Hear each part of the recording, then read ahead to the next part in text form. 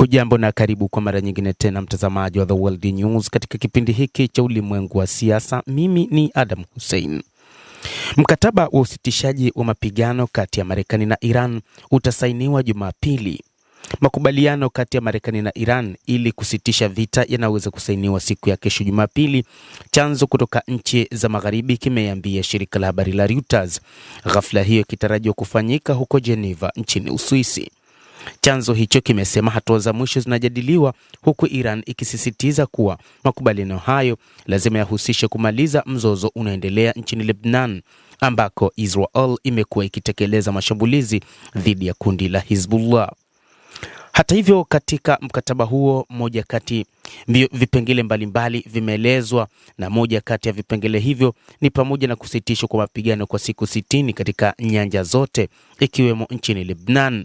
Lakini pia ni juu ya kufunguliwa kwa mlango wa bahari wa Hormuz mara moja bila Iran kutoza ada zaidi kwa meli na usafirishaji kupitia mlango huo kurudi viwango vya awali kabla ya vita, baada ya siku 30 ya kusainiwa kwa mkataba huo. Baadhi ya vipengele vingine muhimu vya makubaliano hayo ni pamoja na vizuizi vya Marekani dhidi ya bandari za Iran kuondolewa, kadhalika kuachiliwa kwa dola bilioni 24 fedha za Wairan zilizozuiliwa, ambapo nusu ya fedha hizo zinafaa kuachiliwa mara moja pindi tu mkataba huo unapotiwa saini.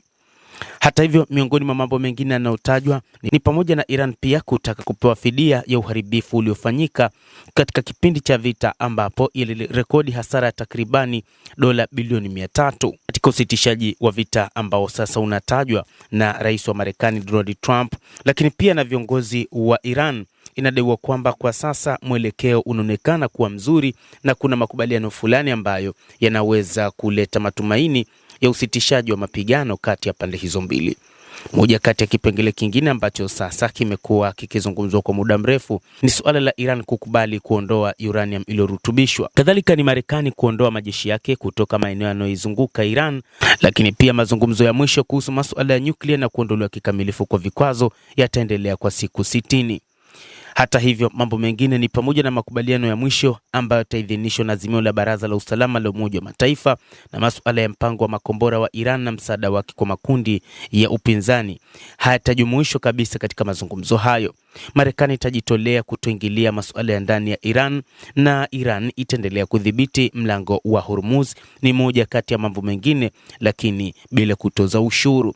Iran itaachwa iendelee na mpango wake wa makombora kama ambavyo ilidai, lakini pia baadhi ya mambo mengine yataenda kujadiliwa katika makubaliano hayo. Mtazamaji wa The World News, hayo ni baadhi ya mambo ambayo yamevujishwa kupitia mkataba ambao utasainiwa kati ya Marekani na Iran katika kuhakikisha unamaliza vita baina yao. Endelea kutufuatilia, tutaendelea kukujuza miongoni mwa mambo ambayo yataelezwa katika makubaliano kati ya Iran na Marekani, na inaelezwa kwamba kupitia makubaliano hayo huenda vita vikasitishwa, lakini pia hali ya uchumi, ambapo na matarajio ni kwamba upatikanaji wa mafuta ulimwenguni utakuwa ni wa kawaida kama zamani. Endelea kutufuatilia, usisahau kulike, kucomment, kadhalika kusubscribe channel yetu hii ili upate habari hizi kwa mapana kupitia The World News. Naitwa Adam Hussein, endelea kuwa nasi wakati wote, endelea kutufuatilia ili ufahamu nini kinachojiri katika ulimwengu.